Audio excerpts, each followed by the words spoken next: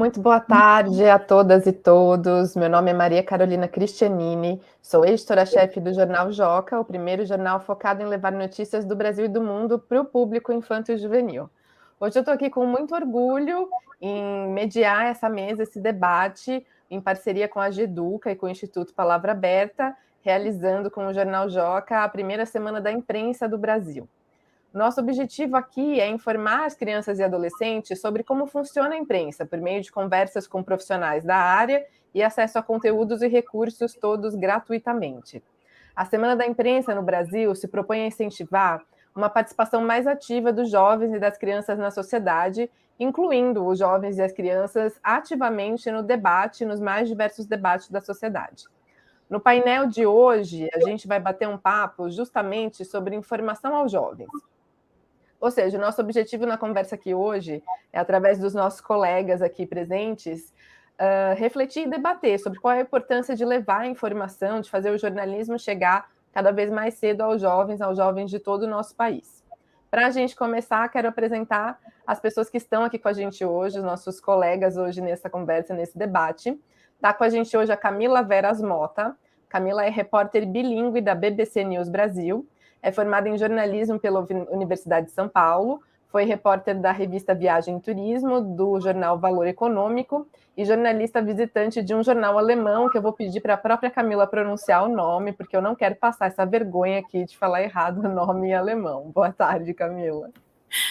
Boa tarde, Maria Carolina. É o Tagesspiegel.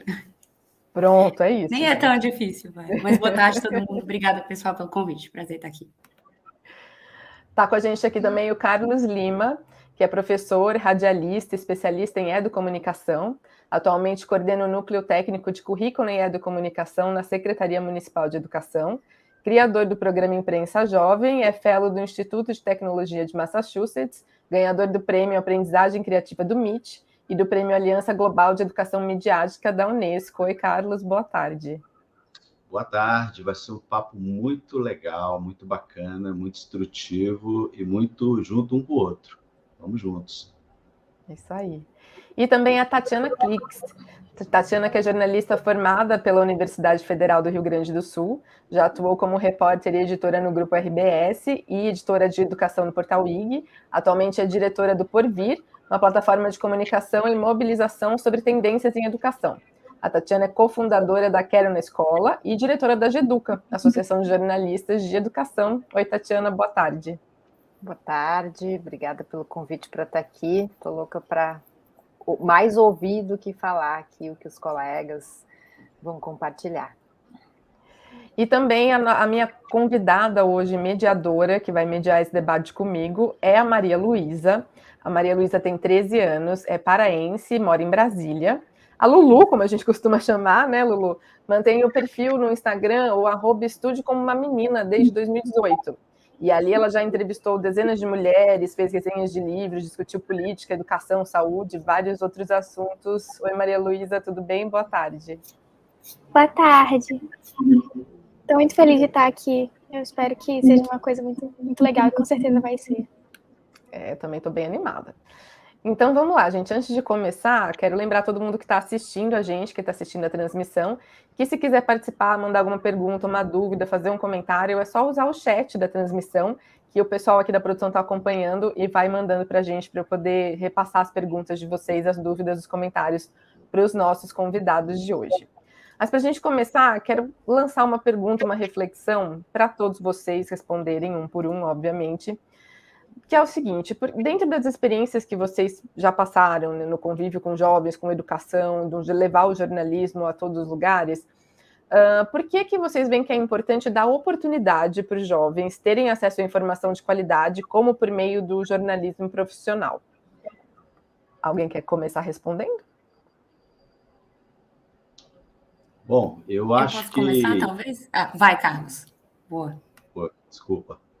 Bom, eu acho que oferecer espaço para os jovens acessar o jornalismo é um bem democrático, incrível, de uns anos para cá, porque o acesso à informação jornalística ainda era, há um tempo atrás, algo muito elitizado, né? Ler um jornal, ter acesso a um jornal, era algo para poucos.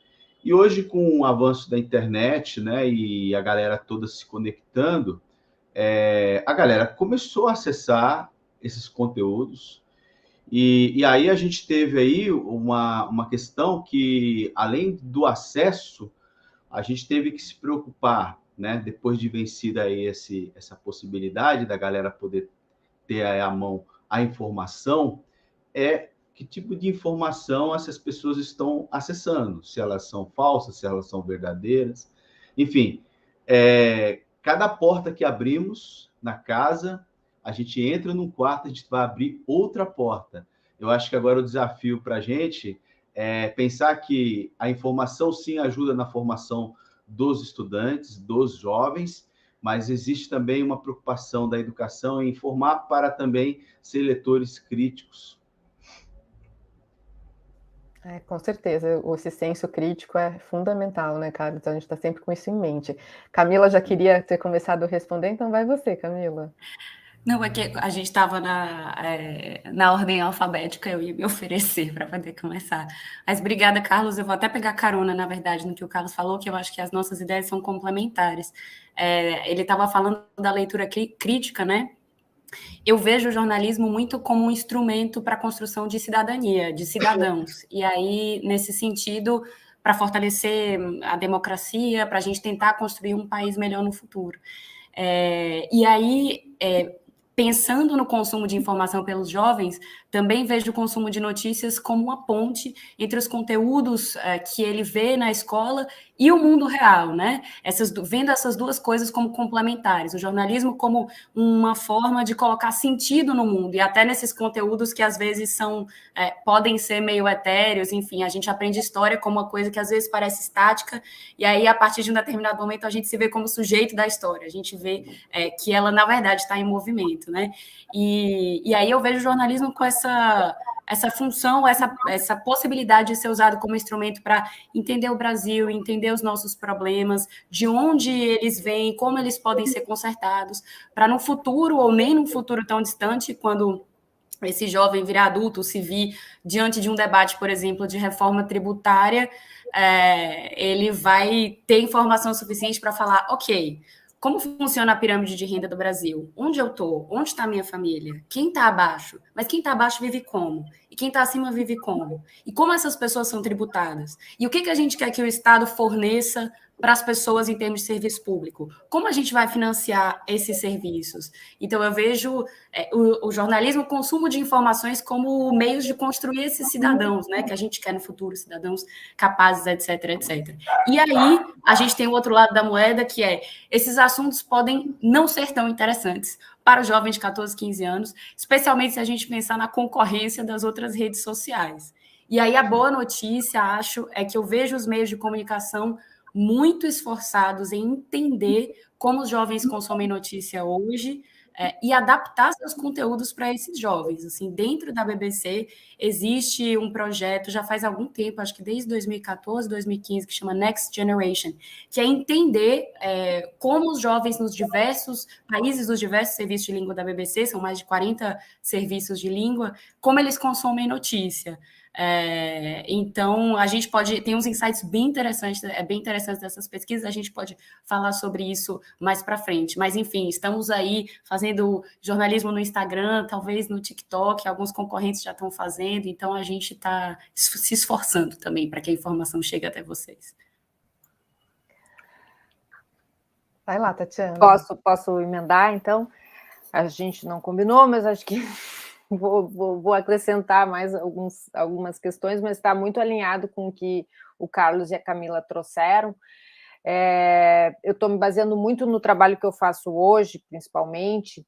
A gente não escreve para jovens, a gente escreve para professores, né? A gente traz conteúdos que mostrem para os professores como tornar suas aulas mais interessantes, mais significativas, mais inovadoras, mais conectadas com os anseios dos jovens, com as necessidades das crianças e dos adolescentes, e com o jeito que eles se comunicam, com o jeito que eles interagem com o mundo. E aí, entre o que a gente mapeia sobre esse assunto, a gente percebe muito isso, assim, de que a educação que faz sentido é aquela que está conectada com a realidade dos jovens, é aquela que educa para a cidadania, para espírito crítico, para formar pessoas criativas, para formar pessoas pensantes, né? Para formar pessoas autônomas que possam tomar suas decisões, construir seus projetos de vida. E aí a informação é muito importante para isso, né? E você conectar com a vida real, né? Aquele aprendizado da sala de aula. E aí a gente até pode referenciar alguns memes, né? Tinha uma época que dizia, por que eu aprendo a fórmula de Bhaskara e não aprendo como é que eu faço um imposto de renda, ou como é que eu pago um boleto? Tinha umas coisas assim, né? E que eu acho que é muito isso, assim.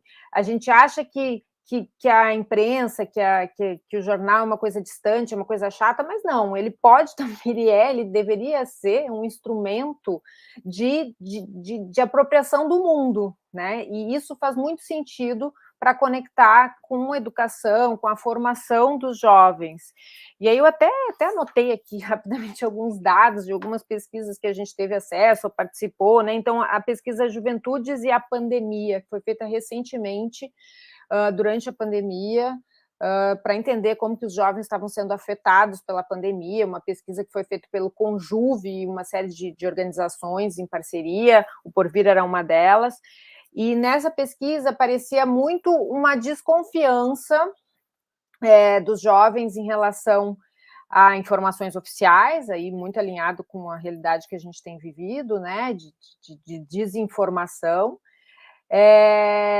e mostra deles uma desconfiança muito grande em relação às mídias sociais, assim, a WhatsApp, né, o Facebook. Eles estão lá dentro, mas eles estão muito desconfiados. Acho que a informação de que o que está circulando nesses meios está contaminada já chegou, assim, já está entre os jovens, né? Então, assim, mas aí por onde que eles se informam? Principalmente, né? 62% disseram que se informavam pela TV. E aí, né? Muito mais do que pelo rádio e por WhatsApp. O WhatsApp foram 13% que disseram que se informavam pelo WhatsApp. 35% não era uma única escolha, né? Era múltipla escolha. Então, 35% pelo Facebook, pelo Instagram ou pelo Twitter. E 49% pelos portais de notícias. Então, existe uma... Então, porque a informação da pandemia era uma informação que eles precisavam, que todo mundo precisava, que era importante, né? E aí, quando a gente perguntava sobre o que eles eram informados e o que eles buscavam, a maioria dizia que se sentia bem informado sobre vacina, calendário de vacina, esse tipo de informação mais objetiva, assim, né? Quando que eu vou me vacinar e quando que eu vou poder e tal, datas, mas não se sentia bem informada sobre políticas para minimizar os efeitos da pandemia. Então, aí talvez tenham alguns insights para a gente entender como que a gente também pode, como que a gente, né, enquanto jornalistas e a imprensa, pode ajudar também, já que eles estão desconfiados daquela informação que circula lá nas redes sociais. Estão buscando, pelo menos na TV, né, e nos portais, acho que como que a gente também consegue trazer essas informações de forma que eles se sintam bem informados. Claro que eu acho que não é um papel único da imprensa, porque aí tem também todas as contra as forças, né, da desinformação influenciando aí nessa narrativa e na sensação que as pessoas têm de informação. Mas eu acho que é muito interessante, assim, eu acho que quando a gente conecta com a realidade, e com a realidade que é aquela dor mesmo, que é a necessidade, não é a gente dizendo para ele, você precisa saber sobre isso aqui, né? É você conseguir conectar com o que está pegando, assim, né? Com as dores e com as demandas que eles estão sentindo. Então, assim, só para começar a conversa, eu queria trazer um pouco dessa contribuição. Até tem umas pesquisas anteriores, antes da pandemia, claro que as coisas mudaram um pouco nesse período e tal. A pesquisa Juventudes e Conexões, que é feita pela Fundação Telefônica, E na última edição, também aparecia essa questão da desconfiança em relação ao WhatsApp, né? Eles já estavam com essa sensação de desconfiança, assim, embora nessa pesquisa aparecesse que onde é que eles se informam? Assim, eles estão muito dentro do WhatsApp, do Facebook, das redes sociais, mas em relação a esses lugares eles têm uma desconfiança, assim. Então, acho que isso que a Camila trouxe a imprensa também tem que estar dentro desses lugares, né? Enfim, a gente também tem que estar onde não tem, se é chato, se parece distante da realidade, como que a gente se aproxima da realidade? Como que a gente atende às necessidades que eles têm nesses ambientes onde eles estão, né? Como que a gente traz mais confiança para esses ambientes, já que esses ambientes acabaram sendo contaminados aí por uma certa desconfiança em relação à desinformação. Esse dado que eles têm essa desconfiança muito presente, né? Eles já têm essa percepção da desconfiança, de onde está a desinformação, de onde vem a fake news. É uma coisa que a gente percebe muito com os leitores do Joca, porque não há encontro com leitores que a gente faça pré-pandemia presencialmente ou na pandemia com encontros virtuais, videoconferências com escolas, assinantes, que o tema da fake news não venha. Então, eles demandam da gente, jornalistas especializados escrevendo para eles, né, onde eles têm a oportunidade de buscar informação, eles demandam de nós uma explicação, tá, mas então me diz como é que eu não caio nessa fake news, como é que eu me protejo disso, quais são os caminhos que eu devo trilhar para não acreditar do que vem no WhatsApp, como é que eu checo isso, né, como é que eu verifico se o que vem pelo WhatsApp está certo ou não, né? Nessa pesquisa das Juventudes em Conexões, que ainda era anterior à pandemia, então já tem um tempo, talvez agora as coisas já, né, tudo muito dinâmico, assim, nessa área, coisa. Mas tinha uma coisa assim, eles tinham uma desconfiança, eles sabiam que existiam fake news e tal, mas a maneira como eles checavam ainda era muito frágil, assim, ainda era muito assim, se é alguém que eu confio que me mandou. E a gente sabe que é uma das principais maneiras de você cair numa fake news, né? Seu tio que mandou, e aí, como foi meu tio que mandou, essa notícia é quente, e nem sempre, às vezes o tio tá, né, também está espalhando alguma coisa, notícia que não é. Eu não sei, talvez nesses 2 anos ele já tenha evoluído também essa preparação deles para fazer essa checagem. Aí eu não sei se tem dados mais recentes, assim, mas eu lembro que nessa pesquisa era um alerta do tipo assim, ok, como que a gente também instrumentaliza, como é que ajuda os jovens a checar, né? A ter esse entendimento, assim. É isso, esse é o caminho. Maria Luísa, mas então vamos lá, você agora está mais que inclusa aqui na nossa conversa, e você hoje é minha comediadora, está me ajudando hoje nesse bate-papo, e eu sei que você tem perguntas para fazer para os nossos convidados, então vamos começar com a sua primeira pergunta, Malu. Como vocês já falaram bastante sobre a importância das notícias para os jovens e tudo mais, quais são essas principais diferenças, se há diferenças, entre as notícias direcionadas para os jovens e as notícias direcionadas para os adultos? Bom, eu acho que tem uma coisa que é, assim, fundante nessa questão de você diferenciar entre notícia de adulto e notícia para adolescente ou para criança, né? Acho que parte do princípio que quando você proporciona ao estudante ou ao jovem ou à criança ele produzir mídia, ele vai saber qual seria a melhor forma de poder ter a comunicação que chega até ele. Então, tem uma coisa que eu acho que é bem interessante, que é assim, a gente aprende a ler a mídia quando a gente produz a mídia.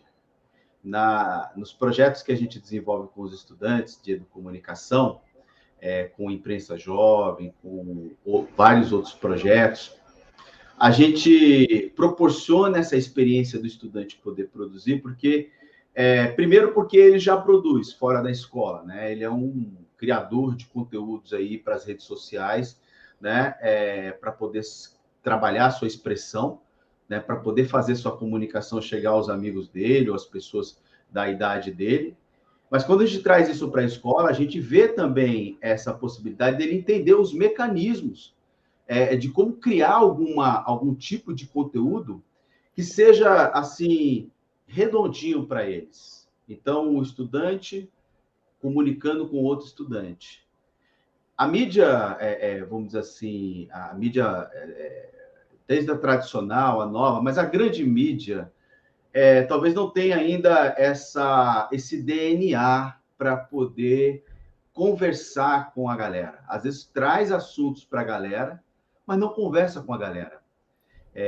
Às vezes você tem um mídia, assim, um youtuber ou, sabe, um jovem que traz notícia, que consegue fazer um registro ali de um conteúdo que vai chegar àqueles milhares e milhares de jovens. Então, penso eu que enquanto a comunicação não entender esse processo de como o estudante produz mídia e lê a mídia, vai ser muito difícil que a mídia dialogue de fato com a juventude. E aí eu acho que tem uma questão que me chamou muita atenção. A gente fez uma pesquisa lá no nosso Facebook, lá, Ideias Educação, com professores. Já tem muito professor do Brasil todo, perguntamos para ele quais seriam os lugares, né, as redes sociais que mais esse estudante participa, né?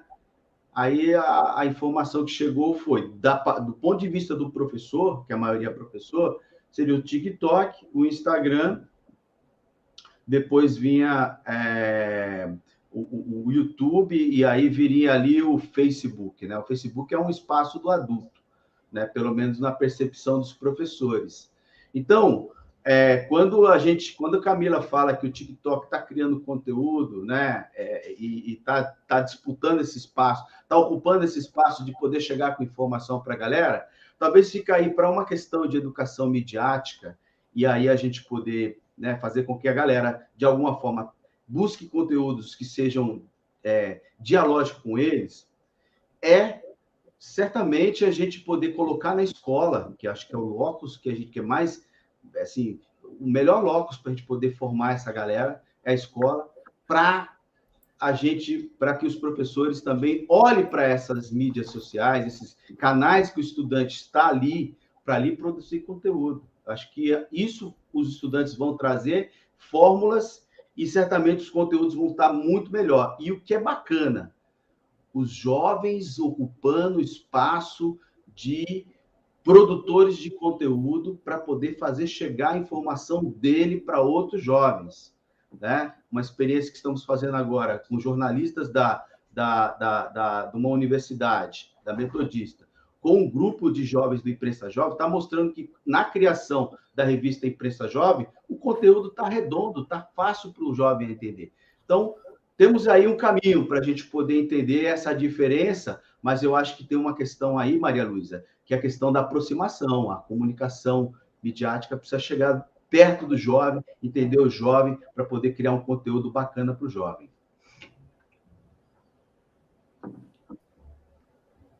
Meninas, vocês querem complementar? Posso falar. Bom, eu vejo de duas formas, né, de fazer conteúdo para o jovem. Eu dividiria uma parte nos temas, que é muito... que foi também o que o Carlos falou, né, de você ter temas que dialoguem com os jovens. O jovem quer se ver na notícia. Assim como qualquer outro grupo, as mulheres querem se ver nas notícias, as pessoas buscam representatividade. Então, elas querem se enxergar naquele conteúdo. Por isso que muitas vezes o jornalismo desinteressa muita gente, porque parece que você só tem um grupo representado e enfim, só Brasília ou só política, então acaba distanciando as pessoas. E eu acho que com os jovens não é diferente, é encontrar os temas que falem com esses jovens. E aí entra o que o Carlos falou de quando o conteúdo parte dos jovens, faz todo sentido, porque eles entendem quais são as discussões, quais são as tendências e tudo isso. E aí tem um outro lado que eu acho que existe também, que é de formato, não só de tema, que é você pegar esses temas, que era o que a gente estava falando, da construção da cidadania, de trazer esses temas mais perto do jovem, que é você entender como ele consome a notícia. E aí eu acho que a gente pode trazer um exemplo concreto, por exemplo, do Instagram, que é um lugar que a gente está tentando, já faz algum tempo, também fazer notícia para o Instagram. A gente já fez bastante no Facebook, surfou na onda do Facebook, mas como o Carlos falou, parece que é cada vez mais uma rede mais velha, né? Saiu até notícias sobre isso nessa semana. O YouTube também foi uma coisa que a gente explorou bastante, agora a gente tenta o Instagram. E aí eu estava lembrando que exatamente 2 anos atrás eu fui cobrir as eleições em Buenos Aires, as eleições argentinas. E aí a gente fez um experimento pela primeira vez. Eu fiquei lá uns 4, 5 dias, estava trabalhando 1000 horas por dia, fazendo textão para o site, aí fazia vídeo para o YouTube no fim do dia, mas aí no dia da votação a gente falou, rapaz, vamos fazer uma cobertura por stories. Aí eu saí do hotel de manhã e falei, pessoal, bom dia, vou ver como vai ser esse dia de votação aqui em Buenos Aires, vem comigo. E aí a gente fez o dia inteiro, até o dia da apuração. A gente foi no QG dos peronistas lá, na hora que a Cristina Kirchner chegou com o Alberto Fernandes, enfim, fechamos com essas imagens, mas fazendo vários storyzinhos durante o dia e aproveitando esse espaço para poder dar pequenas explicações, dizer o que estava acontecendo, quem estava contra quem, por que a Argentina está naquela situação, o que o Brasil tem a perder se o fulaninho ganhar, se o fulaninho perder, e foi um negócio que deu super certo. Então, eu vejo essa questão do formato como essencial também. E aí entra o TikTok, que eu acho que talvez seja o novo terreno inexplorado pelas mídias brasileiras, talvez, mas tem uns exemplos super interessantes de jornais gringos já. Eu estava vendo que o Tagesschau, que é uma rede de TV super sisuda na Alemanha, tem uma presença enorme, quase 1 milhão de seguidores no TikTok. Vale a pena ver o que eles estão fazendo lá, estão tentando fazer do jeito que o pessoal faz, assim. E o Washington Post, que eu nem sabia também, vim descobrir essa semana, eles são até engraçadinhos, eles colocam, oi, eu sou um jornal. E aí eles fazem conteúdo do jeito TikTok e estão arrasando lá 1 milhão e tanto de seguidores. Então, são exemplos interessantes para a gente se inspirar. Muito legal esses exemplos. Eu queria só acrescentar uma questão, porque eu concordo com tudo que vocês já trouxeram, que é a gente pensar nos jovens, não como, né, normalmente a gente fala, os jovens gostam disso, os jovens precisam disso, e que hoje a gente trabalha muito com o conceito das juventudes, né? Enfim, que a gente não tem uma juventude só, né? A gente tem muitas juventudes, né? Tem as juventudes da área rural, as juventudes da área urbana, as juventudes negras, as juventudes brancas, as juventudes que gostam de rap, as juventudes que gostam de sertanejo, sei lá, tem muitas juventudes, né, que enfrentam com muitas preferências, paixões, gostos e também dificuldades, desafios, realidades diferentes.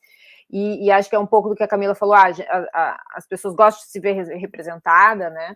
E acho que quando a gente fala de juventude também tem isso. Então, por que faz sucesso aquele youtuber trans que produz conteúdo para quem é trans, né? Ou então aquela menina que ensina a mexer, né, o cabelo afro, ela produz conteúdo sobre como, né, deixar o cabelo, enfim, porque as pessoas têm interesses cada vez mais diversos, né? Ou então, se a gente for falar de música, hoje o universo musical é absurdamente diversificado e as pessoas encontram essas informações. Então, aquele jornalista de música que ele gosta, que ele escreve lá né, nos veículos, na grande mídia, sobre as coisas que ele conhece, sobre os lançamentos que muitas vezes ele não está conseguindo chegar naquele jovem que está ouvindo outra coisa, que não é do repertório dele, e que enfim, é uma parte só das juventudes que está ouvindo, que também não é todos os jovens que estão ouvindo a mesma música, né? Então, o que é, às vezes, um desafio, porque a grande mídia também não consegue dar conta de tudo isso, né? Enfim, nem sei qual seria a solução para isso, mas é só para a gente estar muito atento também quando produz conteúdo, né? Quando a gente diz, esse conteúdo é para a juventude, que a juventude é bem variada, né? Então, eventualmente, a gente vai chegar numa parte dessa juventude, né? Então, é uma outra questão aí para a gente pensar quando produz conteúdo para as juventudes. Sim, e aí aproveitando, a gente falou bastante de rede social aqui, e a gente pensa muito em jovem, e tem jovem também de muitas idades, né? Assim como tem de muitas juventudes diferentes, de muitas realidades diferentes. E aí, essa palavra jovem muitas vezes engloba também as crianças. E quando a gente está falando de rede social, existe a política das redes sociais de não somos aplicativos e redes para maiores de 13 anos, né? E que é o que eles se autodeterminam. A gente sabe que muitas crianças estão ali e acompanham, mas o que eles se autodeterminam é acima de 13 anos. E aí eu fico sempre com essa reflexão temos que levar as notícias para as crianças também, e por quais caminhos a gente leva nesse mundo tão digital e tão rápido, né, e tão avançado, e é mais ou menos o que o Joca procura fazer com o jornal impresso ainda, que é muito usado nas escolas, também com o site, e nossas redes sociais estão mais focadas em educadores e pais, porque a gente sabe que a gente fala com muitas crianças menores de 13 anos. Mas aí, emendando essa reflexão, tem uma pergunta aqui que chegou do Sali TV, que é interessante para a gente complementar essa discussão, que ele diz o seguinte: dizem que temos que nos adequar ao formato rápido das redes sociais para nos comunicarmos com o jovem, mas muitas vezes precisamos de tempo para nos aprofundar na notícia. Como equilibrar isso, né? E também, eu na rede Stories, por exemplo, eu faço tchá, tchá, tchá, tchá, tchá, e aí eu fico imaginando como é que o adolescente que está ali, ou hoje, o pré-adolescente que está acompanhando notícias por Stories, por exemplo, ou por Reels, ou pelo TikTok, onde é que fica o tempo da reflexão, né? Será que a junção das duas coisas é o que faz sentido, né? Ter a rede social e ter os mecanismos mais rápidos de levar a notícia, mas também ter ali as matérias mais aprofundadas, com tempo de leitura, levar isso para dentro da escola, para a sala de aula, nessa ponte entre o que está acontecendo no mundo e o que se aprende na escola. O que vocês pensam sobre isso? Eu acho que sim, né? Eu acho que também as crianças, hoje, esse excesso de conexões e de interações com telas faz com que as crianças tenham essa dinâmica, né? De tudo é rápido, tudo cansa rápido e tem que ser estimulado, né? Muitos estímulos para que a coisa seja interessante, para não cansar. Mas também acho que é um papel daí da escola, dos adultos, assim, a gente também fazer essa mescla de maneira que você consiga conectar esses estímulos com o tempo para reflexão, né? Com o tempo para o aprofundamento enfim, acho que tem um desafio aí que é um pouco mediar também, que aí é a questão da educação midiática, né? Como que você também media isso, porque os formatos são legais para algumas coisas, né? Para você acompanhar em tempo real lá no Stories o dia inteiro e tal, e trazer referências, é muito legal, mas tem coisas que eu acho que não cabe, né? Imagina, a Camila, certamente na matéria que ela fez no final do dia, teve coisa que não coube lá no Stories, né? Então, eu acho que aí é o papel da escola, o papel do adulto, o papel das famílias de fazer essa mediação também, de ter um momento de aprofundamento. Bom, a educação é uma porta importante para a gente poder pensar, inclusive, sobre esse movimento, que é um movimento social, que acontece e cultural, né? Que agora está desse jeito, daqui a um tempo já vai estar de outra forma. E o que eu vejo quando eu vejo minha filha, por exemplo, acessando o vídeo dessas redes sociais, né? A capacidade que esse vídeo tem de, sabe, grudar a informação. Existe aí uma coisa que é o audiovisual, né, e o pouco escrito. E junto com isso, você tem a mensagem completa. Né? Acho que a gente precisa trazer essa discussão para a escola, dizendo que as linguagens, né, são importantes e pode ser lida também de forma crítica. Porque quando fala de leitura crítica, parece que o primeira mídia que pode ser ideal, né, no ponto de vista de muitos educadores, é trazer o jornal para a sala de aula. É uma mídia, mas você pode trazer, por exemplo, o cinema para discutir a partir do audiovisual, você pode trazer a publicidade, você pode trazer a fotografia, você pode trabalhar até o podcast agora, que está tão famoso e que, de alguma forma, se a gente não prestar atenção, é conversa. Você não acha que um cara que tem uma boa conversa, uma mulher que tem uma boa conversa, não consegue passar alguma coisa que também possa não ser boa? Ou pode ser ruim? Então, a gente precisa formar as novas gerações de forma inteira, não do jeito que nós fomos formados, né, um tempo atrás, quando para fazer uma boa leitura crítica, trazia-se o jornal para a sala de aula.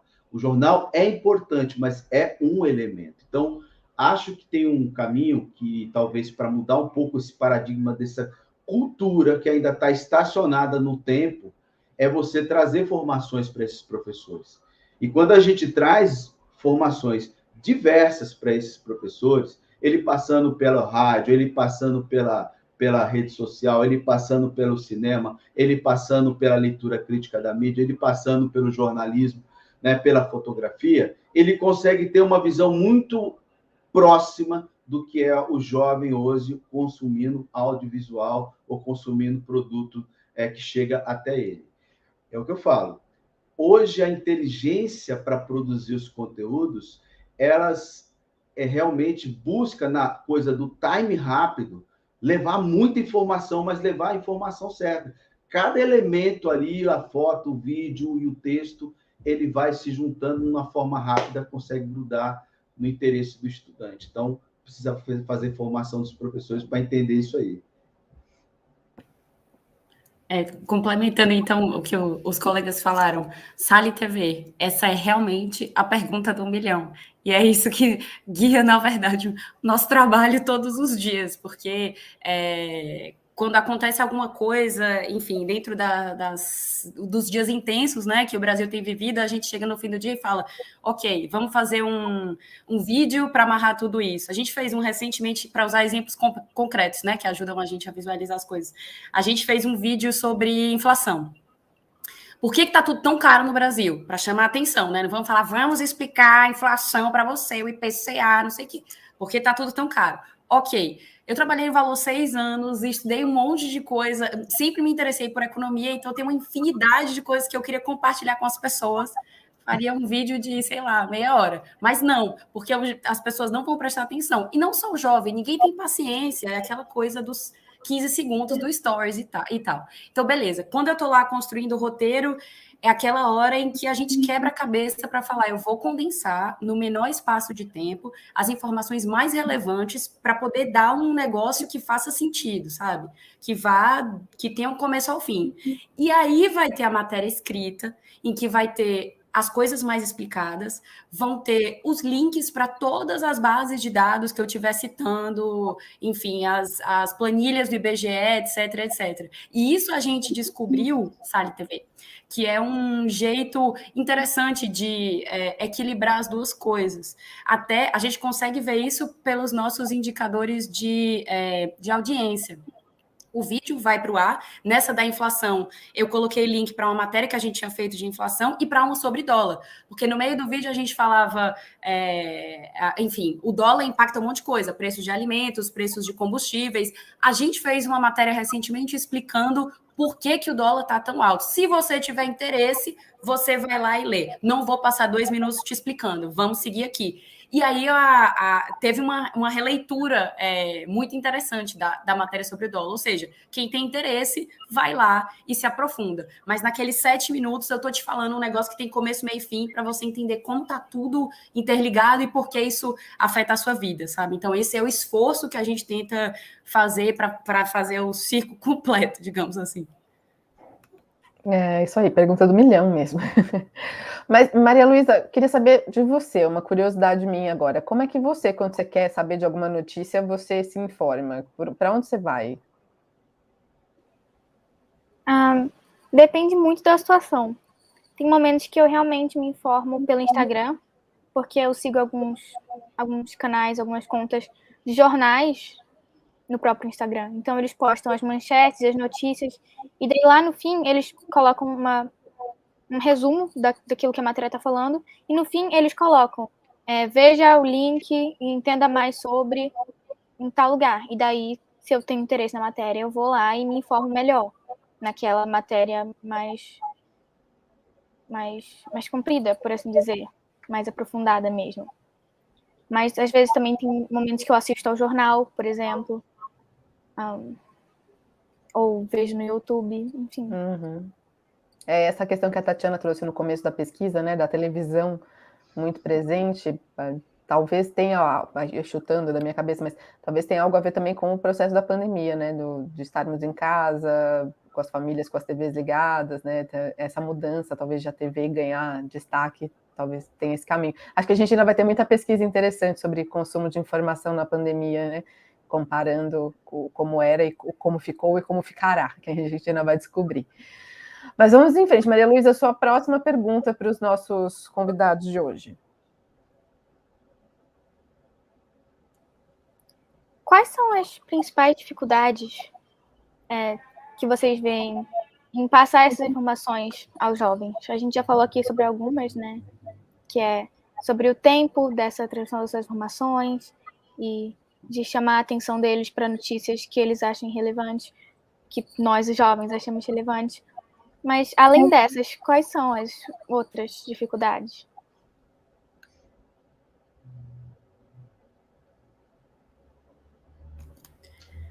Rapaz, não sei se estou me repetindo, mas acho que as redes sociais são uma concorrência, às vezes, desleal.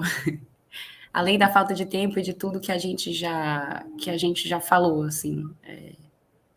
Isso, enfim, isso é o que a gente vê bastante. Não sei o que o Carlos e a Tatiana também acham, mas acho que o pessoal passa muito tempo nas redes sociais.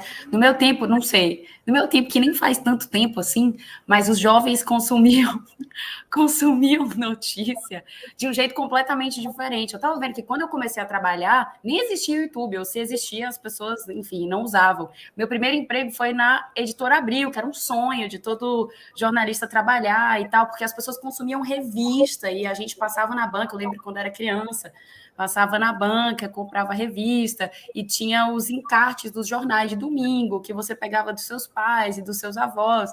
Então, talvez tivesse algum contato com a notícia, apesar do que o Carlos falou, que faz muito sentido, que isso talvez fosse muito pouco democrático, e com as novas plataformas a gente tem um acesso mais amplo, mas, ao mesmo tempo, a concorrência, entre aspas, era menor, né? A concorrência talvez fosse a rua, brincar com seus amigos na rua. Mas, enfim, a rede social é difícil. Eu acho que tem uma coisa que... Essa é uma pergunta que, se eu olhar como professor, né, na escola, como fazer chegar, né, nos jovens, eu acho que cada vez mais é muito importante, não é pouco importante, não. É trazer as mídias para as aulas. Porque aí eu acho que a gente tem toda a possibilidade, Maria Luísa, da gente poder fazer com que temas que são trabalhados de forma separadas possam estar juntas dentro de uma matéria, seja um telejornal, seja uma matéria boa, né, dentro de um jornal Joca, que uma matéria faz o conteúdo ir para outras áreas, conectar as outras áreas. Eu acho que tem uma coisa muito boa quando você traz o conteúdo para a sala de aula, é essa possibilidade de o estudante olhar aquele conteúdo do seu ponto de vista. E eu acho que é um grande negócio para que os estudantes passem a discutir temas a partir de um recurso, de um meio, de uma mídia que está ali. E aí, eu acho que quando você coloca à disposição, né, o jornal e outras mídias para eles poderem apreciar, né, e depois abrir uma roda para conversar, acho que eles vão começar a ter mais interesse. Eles passam a ver aquela mídia do jeito que eles não viam antes, né? É a mesma coisa. Quando a gente fala para o jovem que tipo de música eles mais gostam, aí você pega um ranqueamento de que eles gostam de funk, de que eles gostam de sertanejo e tal. Mas ele fala, então eu não vou colocar uma música clássica ou um MPB. Não, com jeito você consegue colocar, por exemplo, um clássico, ou um MPB, ou uma música antiga, um sertanejo mais antigo, trazendo também ligações com fatores históricos, com as coisas da vida, e aí a pessoa começa a ver interesse naquilo que está ali, e acaba também interessando pela mídia. Então, há uma inteligência, Maria Luísa, que eu acho que os professores precisam prestar atenção, que a mídia, seja a tradicional, seja a mais moderna que você usa, ela ser usada de uma forma planejada, uma forma que abra espaço para os estudantes poderem falar, porque quando você trabalha com meio de comunicação, você está prevendo que os estudantes participem da sua opinião. Não é aquela aula que o professor passa 45 minutos falando, e o cara ali só ouvindo, se é que está ouvindo. Só está passando vento no ouvido, certo? Porque captar não está captando. Então, há uma mudança de concepção nesse sentido. Eu acho que o caminho de você aproximar também as mídias dos estudantes é colocar ela dentro da aula, né, como uma forma de articulação de conhecimentos, não o conhecimento que está ali, mas o conhecimento do aluno também. E uma oportunidade para discutir. Imagina se você trazer por exemplo, estão falando agora que a bola da vez é aquela série que está passando aí, a série coreana aí, como é que é o nome daquilo, Maria? Lembra qual que é? Round 6. Então, não pode, é proibido, não sei o quê. Gente, pô, proibir para quê? Vamos discutir. A minha filha está aqui, ó. Oi. Round 6, não. Round 6, tá bom? Tá bom. Agora você... Pronto, agora estamos pronunciando melhor. Round 6. Obrigada pela colaboração. Como chama a sua filha? Ana Luísa. Ana Luísa, mais uma Luísa. Participação especial. Eu acho que é por aí, Maria Luísa. A gente trazer isso para a sala de aula, isso com conhecimento, a gente consegue criar muitas conexões e o estudante passa a olhar a mídia com uma forma diferente. Eu só queria acrescentar uma coisa, que eu acho que a gente já tinha falado das dificuldades, né? Mas acho que conversa com o que a Camila e com o Carlos falaram, assim, né? A Camila falou, a grande concorrência das redes sociais. O Carlos diz, a gente tem que trazer isso para a sala de aula, conectar.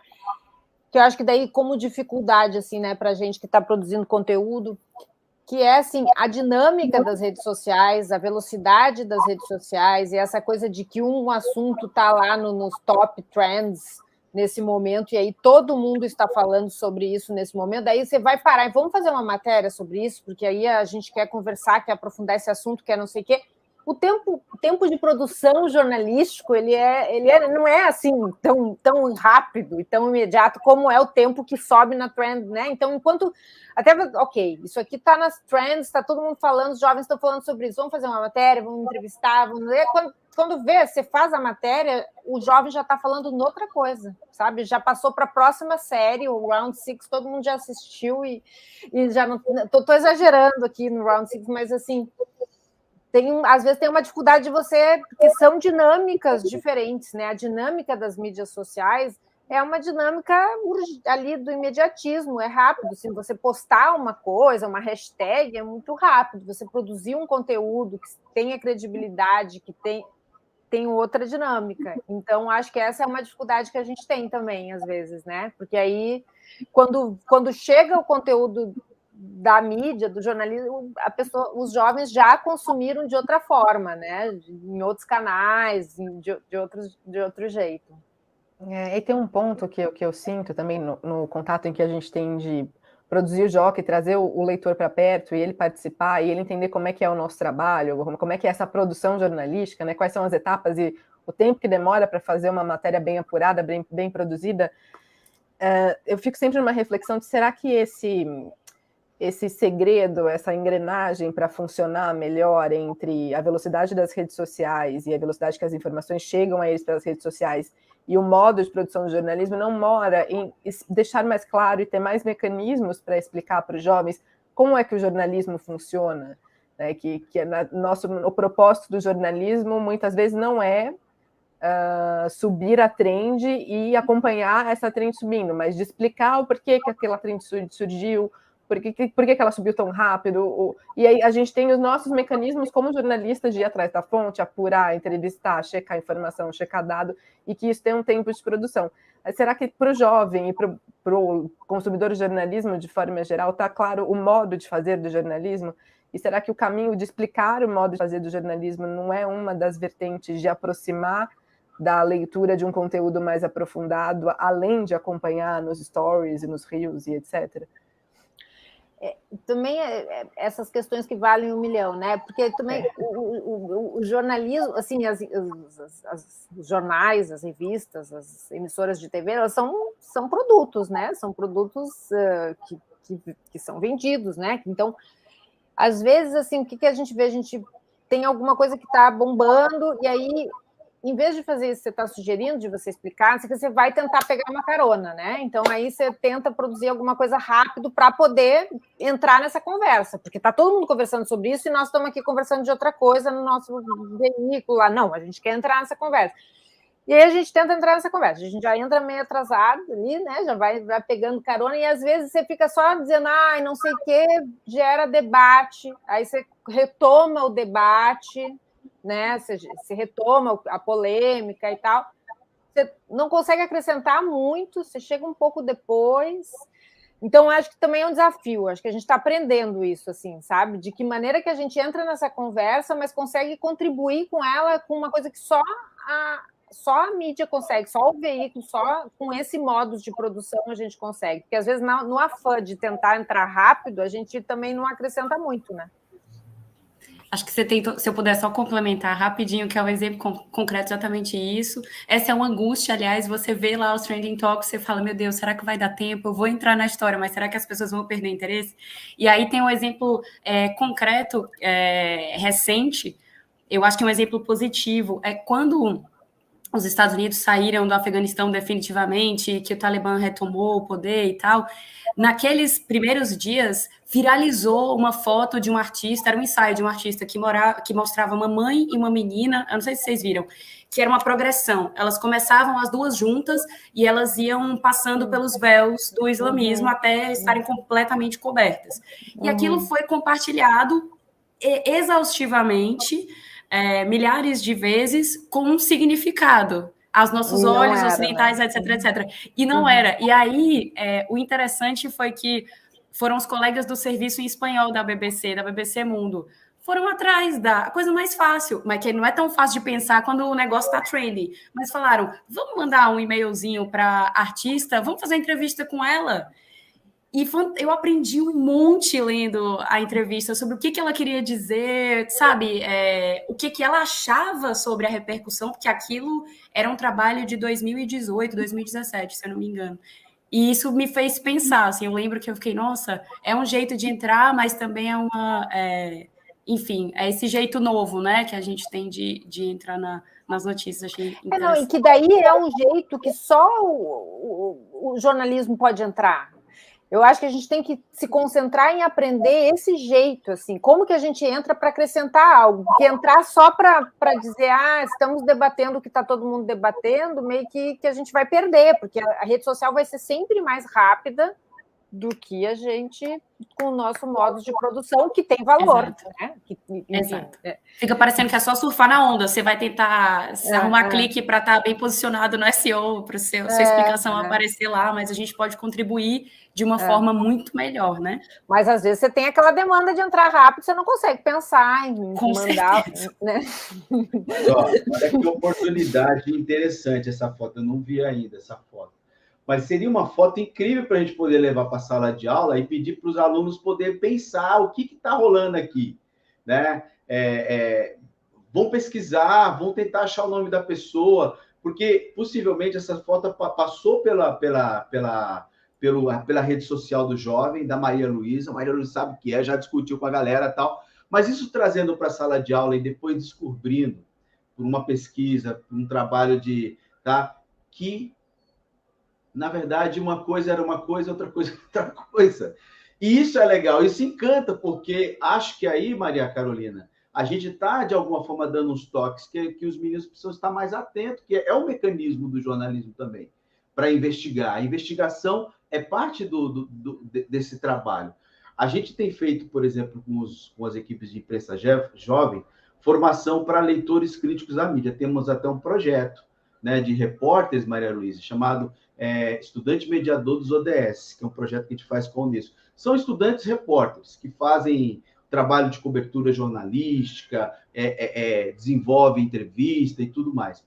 Só que a gente se preocupou muito em que, como eles teriam que produzir conteúdos sobre fake news, sobre assuntos que pudessem chegar na comunidade, então a gente passou a fazer formações para a leitura crítica da mídia, para que eles pudessem perceber a partir do que chega no WhatsApp, né? Chega nas próprias redes sociais dele, tentar descobrir o que está errado nisso aí, para depois, a partir dessa leitura, aí sim eles criarem alguma coisa para poder alimentar a comunidade.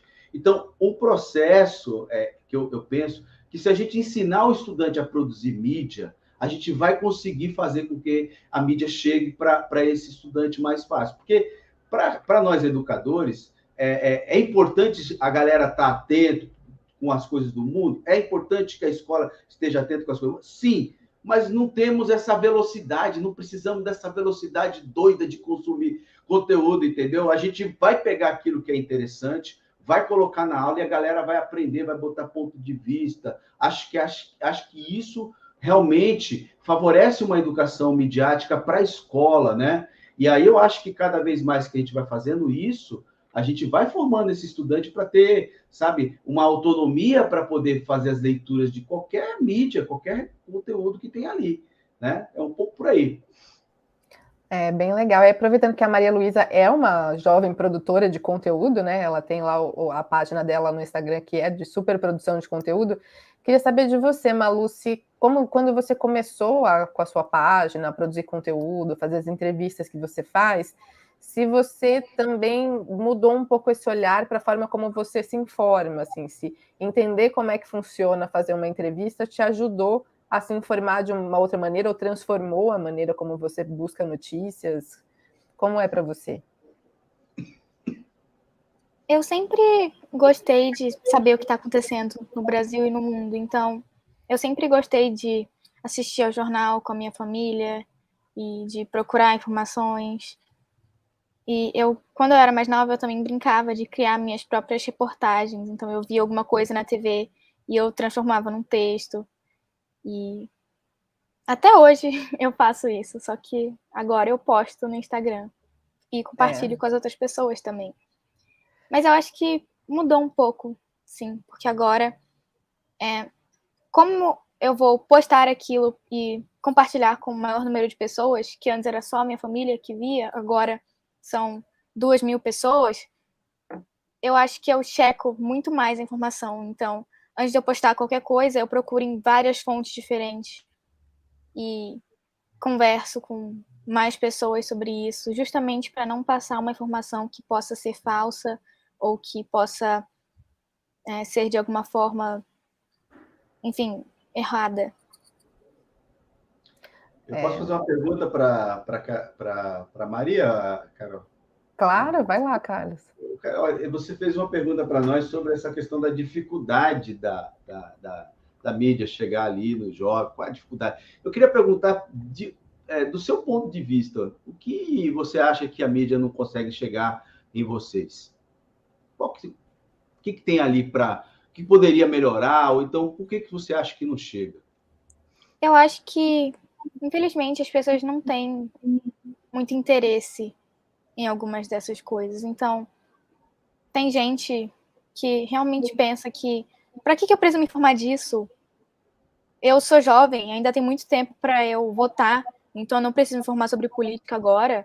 Para que eu vou falar sobre política? Os adultos estão resolvendo isso já. Então, acho que tem uma falta de interesse dos jovens em relação a essas notícias. Também a questão das redes sociais. Se tá tudo ali naquele pequeno mundinho do telefone, do computador, do tablet, parece que tá tudo muito resumido ali. Então, fica meio difícil, às vezes, olhar para fora disso. A Maria Luísa deu para nós um desafio muito grande. Falta de interesse dos jovens e está tudo resumido no quadradinho, né? Acho que ela deu algumas dicas do como é que faz para interessar o jovem, né? Porque, embora ela fala, né, assim, olha, os outros jovens não se interessam por isso, por aquilo outro, mas seria importante que se interessasse, e aí fica esse desafio. Nós estamos muito distantes, porque não é olhar para Maria Luísa, que é uma produtora de conteúdo, uma leitura crítica, que a gente tem aí como uma referência para esse papo, né? Mas o olhar é para esses que não gostam desse conteúdo ainda, que não se interessam, que é uma massa gigantesca, né? Então, acho que tem uma questão que a gente fica pensando, como é que essa informação, né, que chega pelos grandes meios de comunicação, que são importantes para a juventude, faça essa galera se interessar. Não é fácil, mas eu acho que tem que ter muita escuta, né? Quando a gente a gente criar meios para fazer escutas desses estudantes, a gente consegue criar alternativas incríveis para para eles poderem começar a enxergar melhor. Pô, eu não estava interessado, agora eu estou interessado, porque Maria Luísa é uma craque aí entre nós, mas temos muita gente precisando desse apoio nosso, então é um desafio grande aí, não é? Eu acho que tem uma coisa que está acontecendo aqui nesse papo aqui, que poderia acontecer mais, e que podia ajudar a gente a achar, né, tipo, a descobrir um pouco essas pontes aí, que é uma conversa interdisciplinar aqui, né? Porque a gente está conversando com o Carlos, que é da escola, é professor, trabalha com educomunicação, né? A Camila é de um veículo, está produzindo conteúdo todo dia e tal. Maria Carolina está produzindo conteúdo para jovem, mas para a escola, né? Enfim, eu também, enfim, sou jornalista, mas estou produzindo para professor, estou no meio do caminho aí de tudo isso, assim. Então, eu acho que isso é importante, assim, acho que esse diálogo ajuda a gente, né, também, de que forma cada uma desses lugares podem contribuir, porque eu acho que só botar na da imprensa, a gente precisa conseguir fazer com que os jovens se interessem, é puxado também, é pesado, assim, né? E só colocar na escola também é pesado, né? A escola é responsável por fazer a galera ler o jornal. É difícil, né? Então, eu acho que é compartilhado aí, né? Esse trabalho. É compartilhado, e também não esperar por um milagre, como a gente costuma dizer, de que o jovem vai, de repente, se interessar por saber o que é inflação.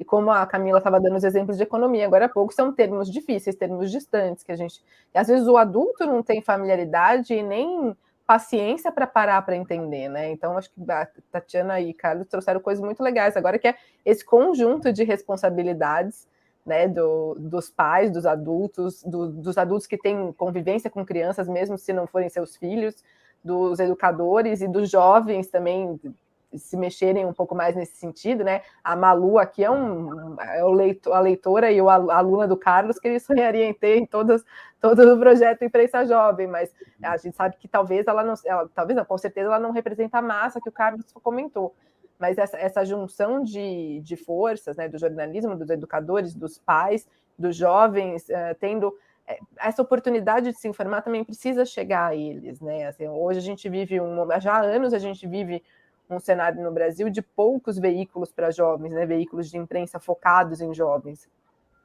Houve o fechamento dos suplementos de jornais, muitas revistas fecharam.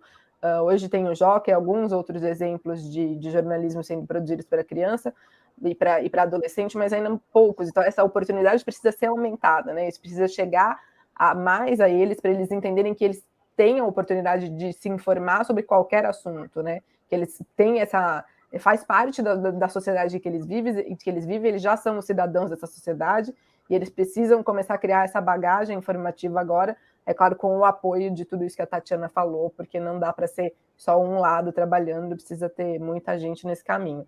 Agora a gente está aqui nesse papo de uma coisa que a Malu falou muito interessante, da responsabilidade dela de produzir conteúdo, né? O quanto hoje, que ela já fala com 2.000 pessoas, ela tem uma responsabilidade diferente de quando ela mostrava um texto, uma produção para a família, para amigos.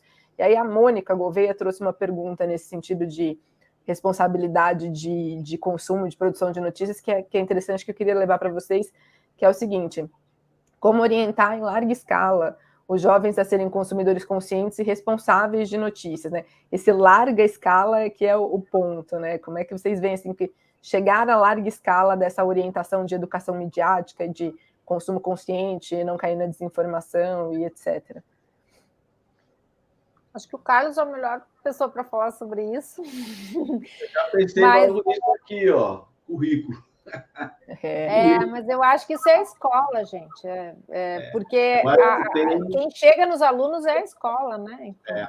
Eu acho que tem uma coisa ainda que é muito novidade ainda no Brasil, que é essa coisa da aproximação da educação midiática e da educomunicação, que é da onde eu falo, ainda é muito novo. E embora a BNCC ela dá lá a indicação da educação midiática, isso não é tão fácil assim trabalhar com comunicação na escola, né? Eu sou do tempo, comecei a fazer rádio em 98, em que, viu, Maria?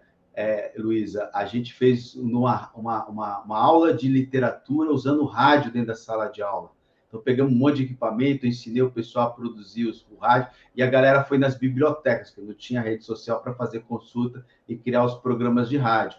Quando os programas ficaram prontos, a gente mostramos os programas. E você acredita que teve, né, colegas da educação que criticou? Isso é muito vago, isso não é educação, sei o quê. Quando foi para trabalhar com rádio escolar, e piorou, porque a rádio escolar ainda traz um outro elemento, né?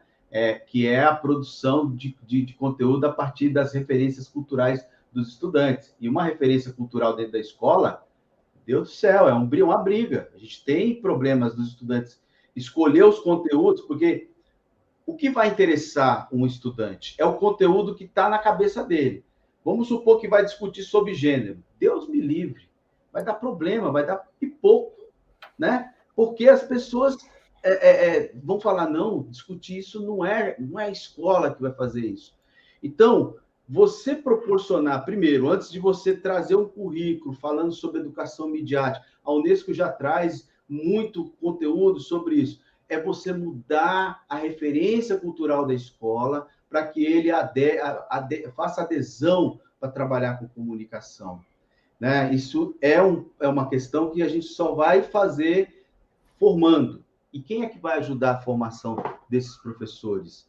São os comunicadores, são os educomunicadores que vão trazer um pouco dessa referência, porque a formação também não é a receita, né? Se, por exemplo, você quer na sua escola que os professores trabalhem com jornal, Maria Luísa, então pode ser um jornalista para falar, mas vai ter junto com um professor para trazer uma referência que se adeque à questão educacional. Porque não se trata de ensinar o professor simplesmente a fazer com os alunos um media training ou fazer um programa de rádio ali. Tem que ter conteúdo, tem que ter um alinhamento educacional. Então, eu também acho que não é você escolher público para começar a trabalhar a educação midiática. Começa das crianças de creche, ou que a gente chama aqui na São Paulo de SEI, Centro de Educação Infantil com crianças de 3 anos. A criança de 3 anos, ela fala, ela ouve, ela vê. Então, audiovisual, rádio, fotografia, são 3 mídias super potentes para você trabalhar a expressão da criança. Com brincadeira, a gente consegue chegar. Agora, como é que potencializa isso, respondendo com a Mônica? É cada vez mais esse diálogo da educação midiática, não ficar apenas num projeto à parte, fora da hora de aula, mas integrar o currículo, está dentro da aula de português, na aula de matemática, na aula de história. Não é só a área de humanas, não. Todas as áreas.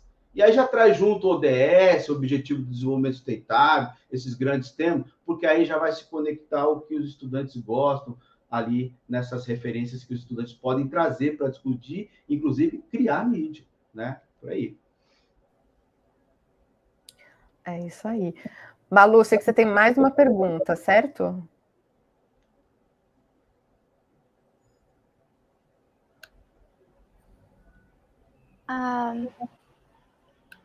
Sobre as fake news, que eu acho que alguém até já perguntou aqui nos comentários, mas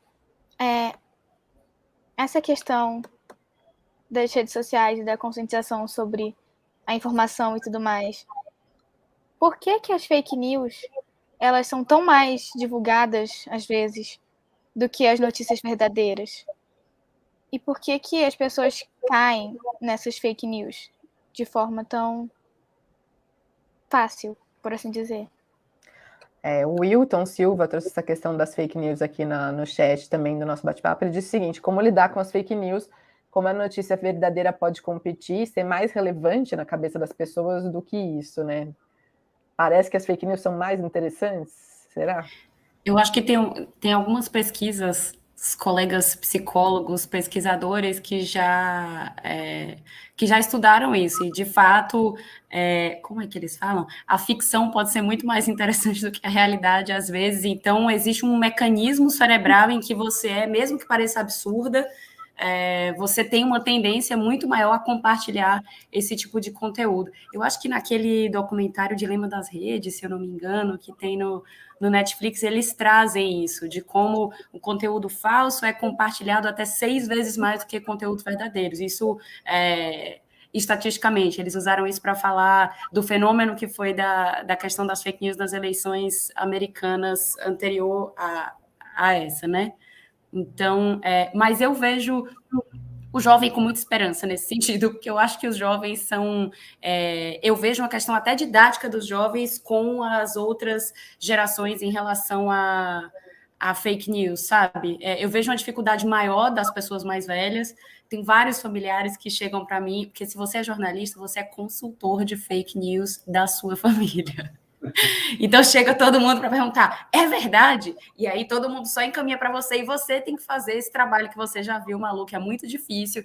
Você vai lá fazer a pesquisa, vamos ler o paper da Lancet, vamos ler a Nature, vamos conversar com o coleguinha que é infectologista para poder responder os familiares. Mas eu vejo o jovem muito mais atento para essas coisas e tendo essa pulguinha já atrás da orelha, sabe? Não sei se é uma amostra enviesada dos colegas com quem eu tenho contato, mas eu tenho essa impressão. Até porque os jovens já nasceram dentro dessas outras mídias, né? Muito diferente para as outras gerações que vêm de um tempo em que você sentava de manhã e lia o jornal, que domingão era manchar a mão de papel jornal, né?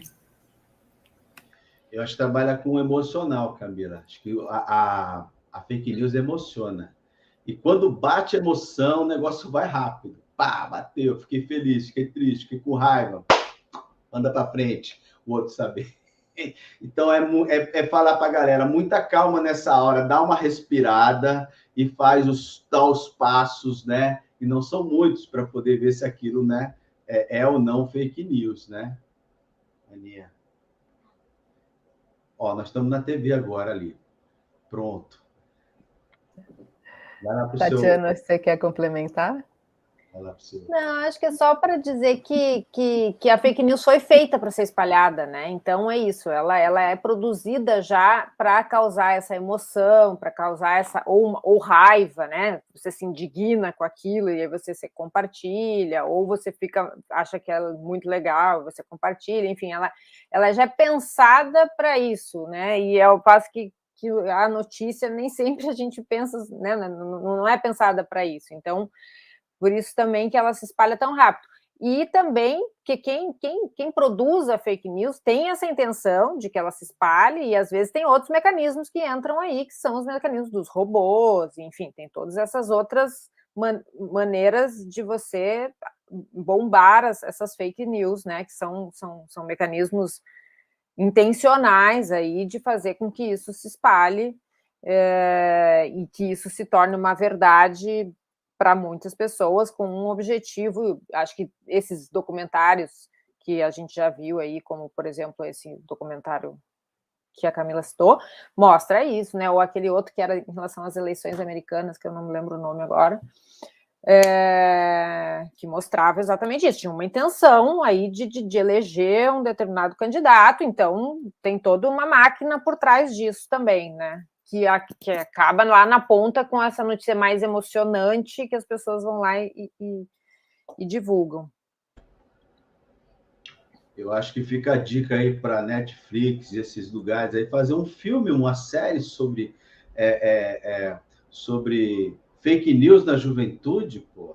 A galera gosta muito de série, então criar situações com jovens para que a galera, a partir dessas mídias, também possam também se conectar e pensar. Eu acho que a gente precisa fazer com que também as pessoas, como a gente não pode também colocar na mão dos jornalistas e nem para os educadores, né, esse vácuo de aproximação, talvez os grandes meios de comunicação poderiam pensar isso também como conteúdo, né? Já que tem conteúdo para adulto, por que não pode pensar num conteúdo para jovem que dialogue sobre isso? Eu acho que tem muita coisa que pode trabalhar a partir, por exemplo, de coisas dele.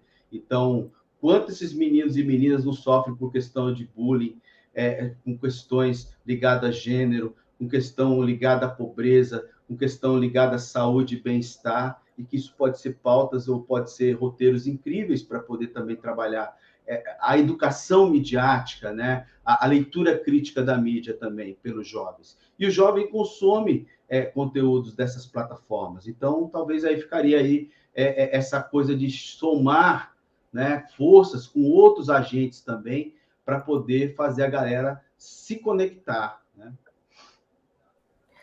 A gente falou um pouco no começo sobre televisão, né, com os dados que a Tatiana trouxe, e agora há pouco a gente estava falando de massa, né, como fazer essa conscientização do consumo de notícias chegar em massa aos estudantes, aos jovens de forma geral.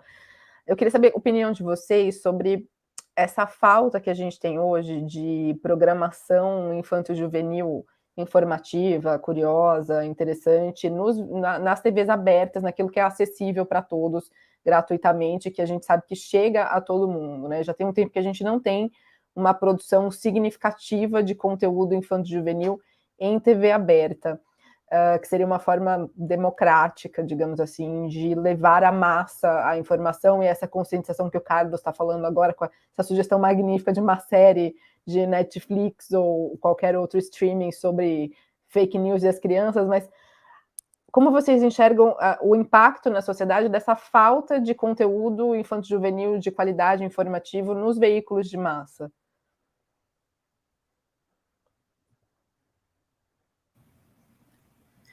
Eu acho que você tocou num ponto importante. E aí, enquanto você estava falando, eu lembrei, também denunciando a idade, que eu sou da geração do X-Tudo na TV Cultura, né? E, de fato, né, esses conteúdos, enfim, por uma mudança no mercado, não existem mais nem os programas de desenho animado, não necessariamente educativos, lúdicos, também saíram das grades das TVs, né? Não tem mais o horário de programação infantil, a não ser por uma outra rede de televisão. Eu fiquei pensando aqui se talvez as redes sociais, por terem esse caráter democrático também, né? Em tese, a gente tem a barreira da internet, mas existe, a gente sabe que boa parte dos brasileiros tem, nem que seja no celular e nem que seja em algum período do dia, tem acesso, se não seria um caminho, porque tem muita gente independente, inclusive, e aí não teria a mediação dos grandes meios de comunicação, tem muita gente interessante, professores, inclusive, fazendo conteúdo interessante que eu acho que se adequaria para os jovens. Mas aí, ao mesmo tempo, também fiquei pensando nessa questão que a gente estava conversando há pouco, dos algoritmos, né? Se aí isso não dificultaria também chegar nos jovens, e não é uma solução, eu estou trazendo mais problema, na verdade. Mas se como passar disso também, né? Porque o algoritmo vai promover não necessariamente esses conteúdos, eu imagino. Olha, o algoritmo deve ter funcionado muito bem para um canal chamado Em Filmes, de H em Filmes, que é o nome da escola, aqui em São Mateus, na Zona Leste de São Paulo. Maria Luísa, nós temos um canal que um vídeo só desse canal tem mais de 7 milhões de acessos. Um vídeo. E eles têm muitos vídeos.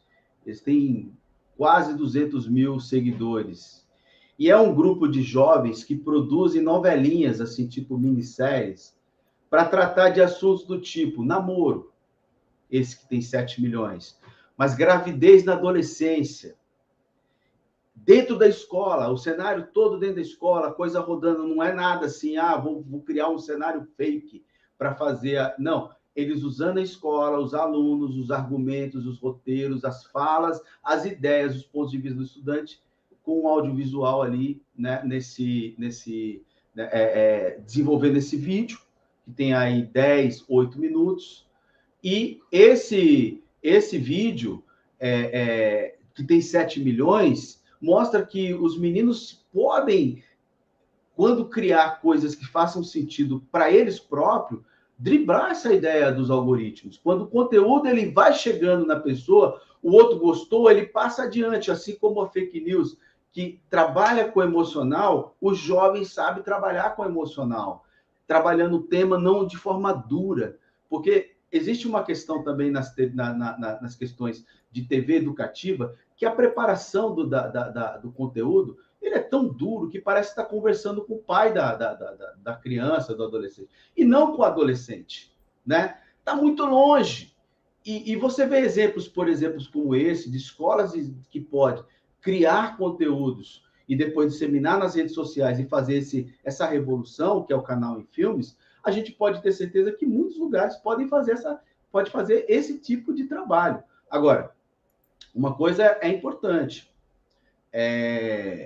A gente pode desenvolver projetos nas escolas para a produção de audiovisual dos estudantes, para trabalhar temas, e ali, além de ter o espaço da internet para socializar, você ter cineclubes para trazer as famílias para ver as produções desses estudantes.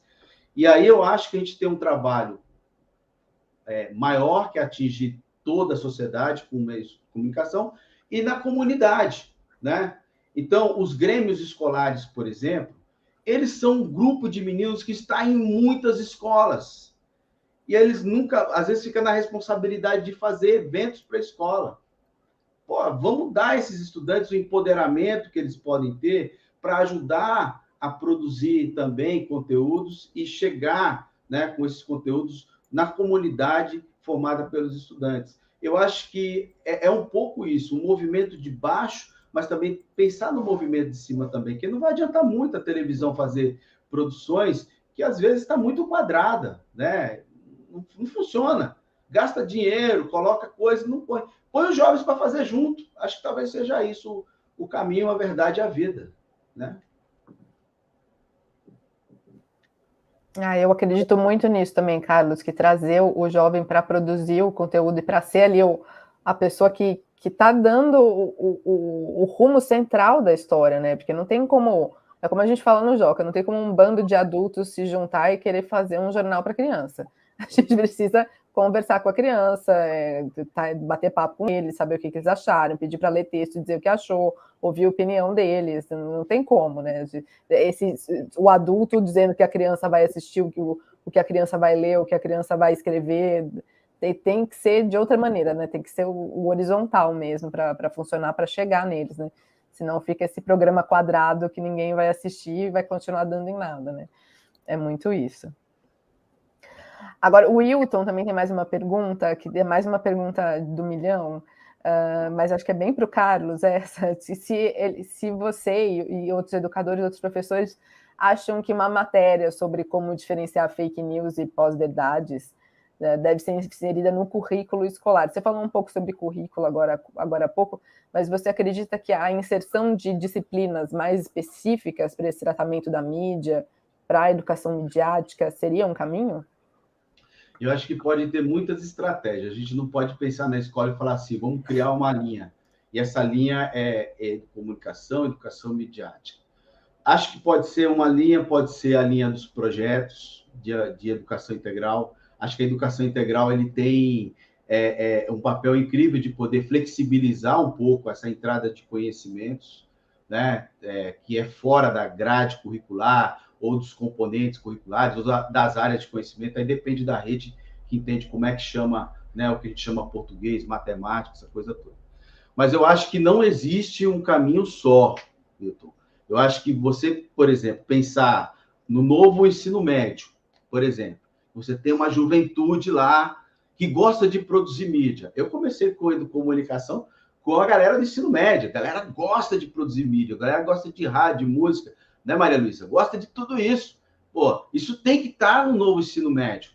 Pode ser uma área ali, uma proposta para trabalhar, por exemplo, educação midiática para essa juventude. E aí, estudantes dos primeiro, segundo, terceiro ano, quarto ano, não sei se vai estender para o quarto ano, poder ter essa oportunidade de ter um ponto, né? Agora, eu acho que o melhor dos mundos é a gente poder diluir a questão da educação midiática em todas as disciplinas. Isso é importante, porque isso está envolvendo todas as áreas de conhecimento, tá? Agora, eu acho que também tem uma coisa, quando a gente fala em espalhar, a gente desaparece, né? A pessoa opta em fazer ou não. Então, acho que toda escola pública deveria promover a educação midiática com o projeto, minimamente, ter a oportunidade de oferecer aos estudantes que querem fazer produção midiática um projeto que tem um professor na liderança e que esse professor juntem esses grupos que pode ser um projeto ou outro projeto, né? Isso tem funcionado bem em São Paulo. A gente, antes da pandemia, tinha 471 projetos. Era quase 30 mil estudantes participando de diversos projetos, inclusive imprensa jovem. Então, você pode oportunizar dessa forma. Na educação integral, por exemplo, você pode ter, por exemplo, o território da educomunicação, né? Você tem o território para a educação, para trabalhar a questão da educação midiática também. Então, é preciso pensar em muitas estratégias, não numa só, porque senão a gente acaba engessando também, né? Quantas vezes você já viu na escola, não sei se é professor, que a gente chega ali, né, tem aula de português, de matemática, e as pessoas não conversam um com o outro. Às vezes, no matemática, está falando um assunto que tem a ver com geografia, mas os dois não se conversam, e os alunos não se conversam. Os alunos que pegam um só, ele passa, peraí, o professor já viu isso, já viu isso desse jeito. Pô, por que não conversa? Por que não se junta, né? Então, tem que haver essa articulação também entre os professores, porque aí a gente ganha tempo, viu, Maria Luísa? Quando a gente fala menos, a gente ouve mais. A gente deixa os alunos poder produzir mais. Então, se a gente juntar a galera, eu imagino que a gente transforma a escola não num shopping center, cada um na sua lojinha. Estou falando lojinha, matemática, mas numa escola de samba, onde você tem um barracão e todo mundo transita junto, todo mundo se ajuda. Acho que é um pouco por aí, viu? Só queria complementar o Carlos, o novo ensino médio, que começa a ser implementado no próximo ano, e associado à BNCC, né, que orienta os currículos, ela não prevê uma disciplina, mas ela prevê que esses conteúdos, que essa educação midiática dentro da área de linguagens, né? Então, isso está previsto no currículo, tem esse horizonte no currículo. E aí é como o Carlos falou, existe aí, tem que ver como é que isso vai ser implementado, se vai ser com projetos integrados, se vai ser com uma disciplina opcional, mas assim, isso está lá, assim, no currículo do novo ensino médio. Tem uma oportunidade de fazer um trabalho muito legal agora no novo ensino médio nesse sentido. Muito bem, a gente está caminhando para o final, faltam 2 minutinhos só para acabar o nosso horário aqui de 5h30. Eu queria só saber da Maria Luísa, para terminar, a gente falou muito dessa coisa da mídia na escola, né? De produzir, ser o produtor de conteúdo na escola, todo o projeto do Carlos de trazer o jovem para perto disso. Na sua escola, existe essa oportunidade de trabalhar com mídias, de conversar sobre isso, ou de produzir um podcast, um vídeo, o que for? Você trabalha com isso na sua escola? Sim, inclusive a gente tem um projeto de idiomas, inglês e espanhol, que a gente produz vários filmes, várias propagandas e outros projetos audiovisuais ao longo do ano. E daí, no fim do ano, a gente faz um grande evento aberto aos pais e aos colaboradores da escola para premiar esses filmes, e outros conteúdos, como se fosse um Oscar. E daí tem as estatuetazinhas e tem premiação em livros, então é uma coisa bem interessante. Que legal. É como o Carlos falou também em algum momento do início da nossa discussão, que informação não está contida necessariamente não só no jornalismo, né? Não só na notícia tradicional ali do dia a dia, da atualidade, tem muitos caminhos para levar informação e para estar mais conectado e aproximar os jovens de tudo isso, né, gente? Bom, mas estamos caminhando para o final. Quero abrir espaço para cada um se despedir antes de eu dar os recados finais aqui. E agradecer muito a Maria Luísa, a Camila, ao Carlos, a Tatiana, a todo mundo que participou, mandou comentários, perguntas pela nossa conversa de hoje. Acredito que foi muito enriquecedor. A Camila, se você quiser dar o seu recado final. Só queria agradecer muito. Foi um prazer estar com vocês aqui. Acho que foi super rica a nossa conversa. Obrigada. Obrigada, Carlos. Gente, foi incrível, assim, conversar, trocar ideia, sentar junto, bater papo. Só faltou um café aqui do lado para a gente beber, porque foi um papo incrível. Acho que a gente tem que fazer mais esses bate-papos. E aí, o que a Tatiana falou em ser interdisciplinar é muito bom, a gente poder trazer outras pessoas para poder discutir também com outros olhares, para a gente criar aí uma ambiência interessante para a educação midiática. Obrigado, né? Obrigado, Maria Luísa, pela contribuição também.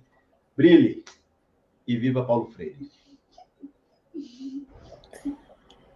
Obrigada, gente. Só agradecer também. Foi um prazer conversar com vocês. Adorei as perguntas da Maria Luísa e as contribuições dela.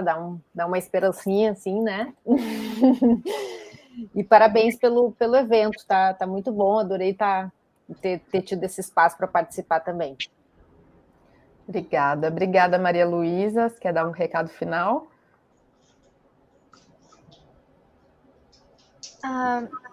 Só agradecer mesmo pela oportunidade de estar aqui e de participar desse evento, de entender melhor sobre o assunto e de conversar com pessoas que entendem tanto sobre isso e que realmente é uma experiência muito boa para mim.